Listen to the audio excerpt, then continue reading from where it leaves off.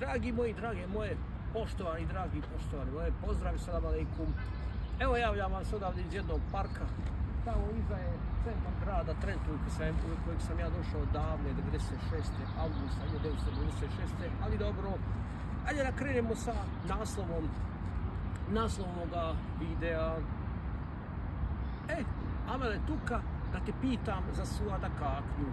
Pre nego što ja sad njemu narode postavim pitanje u vezi Suada Kaknje, sad ću ja vama iznijeti jedno kratko svjedočanstvo od jednog Zeničanina, starijeg Zeničanina, negdje oko 60-65 godina. Ja?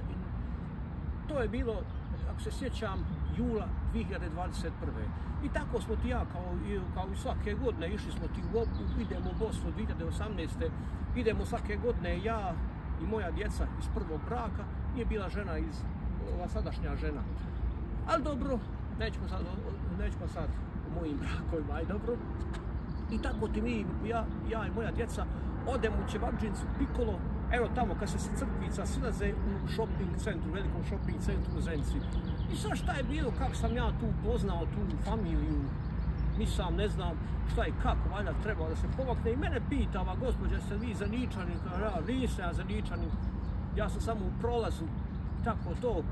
I ja ti njih pitam, bi li ja mogao da se ja vama predstavim ko sam i šta sam, i tako ja njima se predstavim, ja njih pitam za Amela Tuku i Suada Kaknju.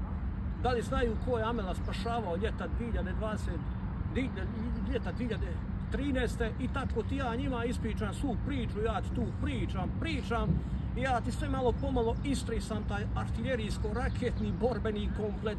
I kad sam ja to sve istresao, kasnije ćete mi ovaj njezin čovjek od ove žene tu iz te familije koju sam poznao, kaže od meni, slušaj drugaru, šta je da reci, kaže ja, bolje bi ti bilo da si bubnuo glavom od ovaj željezni podupirač ovdje, nego da si spomenuo tu dvojicu.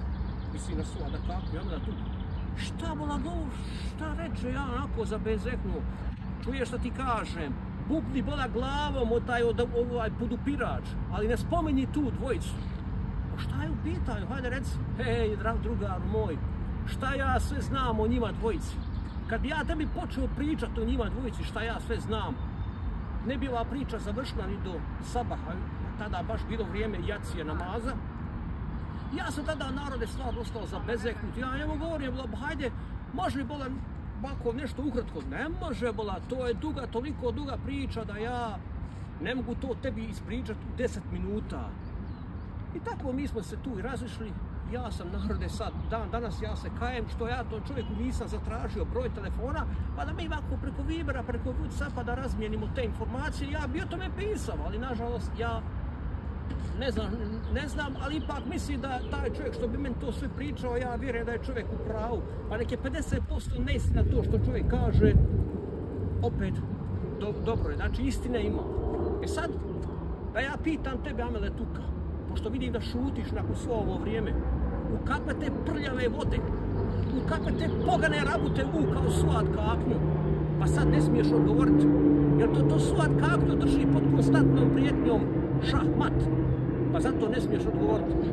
Ja sad, narode, ne znam šta je u pitanju, ali vas molim sviju, molite Boga, Allaha, kako hoćete, da iziđe sve na vidjelo.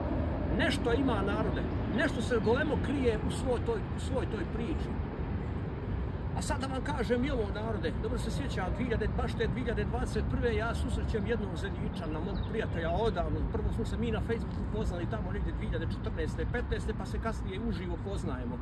Ja njemu govorim kako je meni Tuka jedne prilike govorio, da ti upoznaš tog Suada Kaknju, ti bi vidio kakav je to čovjek, kad ćete meni ovaj Zeničanin, i on se Amel zove, šta kažeš, da nisi jadan, da nisi lud da ga upoznaješ, ne zalazi jadan bio, isprljaćete bola, isprljaćete, ovako mi govorim ovim riječima. Ja naravno zabezeknuo.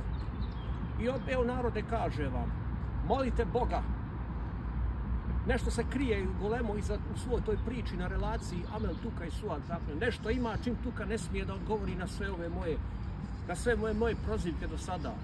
A ko još ne zna ko je taj Suad Kaknju? To je onaj Suad Kaknju koji ste vidjeli na pres konferencijama 2015-19. To je onaj što je masno platio fešte i dočeke Amela Tuke, da bi vas, narode, lagao kao najzaslužniji. Amel Tuka je sve to za šaku ničega dozvolio. Za šaku ničega dozvolio i sebi veliki haram natovario. A tebi, Amele Tuka, haram ti bilo to što si mu dozvolio na moju moralnu štetu. To da laže i da se kiti mojim svijećem. Toliko.